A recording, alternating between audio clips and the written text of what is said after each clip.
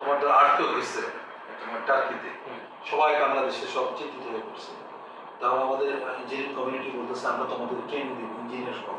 আমি তো তা করি, আমি নিউজিল্যান্ড থেকে, মানে ওয়ার্ল্ডের হাইয়েস্ট আর্থিক হলো জাপান, তারপরে নিউজিল্যান্ড থেকে আর্কিটেকচার স্কুলে যে স্ট্রাকচারাল ইঞ্জিনিয়ার পড়ায়, যিনি আর্কিটেক্টদের কাজকর্ম সম্পর্কে অবগত আছে, তাকে আমি ফ্লাই ইন করছি।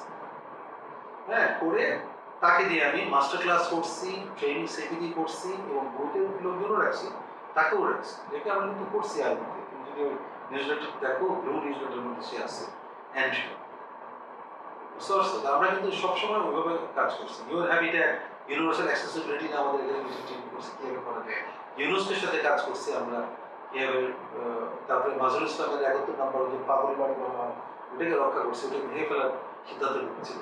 তো এগুলো তো কনস্ট্যান্টলি কিছু উদ্ভূত পরিস্থিতি হতে থাকে, ওগুলো তো করাই লাগে, কারণ ফায়ার ফাইটিং করে। আবার তোমার কতগুলো ফোকাস কাজ থাকে যেগুলো তুমি করে যেতে হবে। এই জন্য আমরা মনে করি যে এই জিনিসগুলো করা দরকার। যেমন আমরা সরকারের কাছে আবেদন করে আমরা কিন্তু একটা ল্যান্ড অ্যালোকেশন পেয়েছিলাম আইবি একাডেমি করার জন্য। কারণ এই যে তুমি সিপিটি, তারপর ধরো শর্ট ট্রেনিং, এগুলো যদি ব্যবস্থা করতে চাও মোর প্রফেশনাল ওরিয়েন্টেড, আমি তো আর ইউনিভার্সিটি ফিরে যেতে পারবো না, আমি অফিসের ফাঁকে করতে পারবো। এই জয়েন করার জন্য আমার একটা একাডেমি দরকার। আমরা কিন্তু জমি বরাদ্দ পেয়েছিলাম 11 কাঠা, উত্তরা 3rd ফেজ, খালি প্লট নাম্বার দেওয়া বাকি ছিল।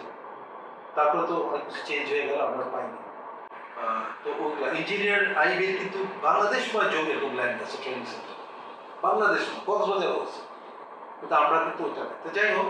তো আমরা চাচ্ছিলাম আইবি একাডেমিতে করলে আমরা ওই ধরনের ট্রেনিংগুলো করতে পারবো এক্সপার্টদেরকে নিয়ে, নিজেদেরকে নিয়ে, বুঝতে পারছো?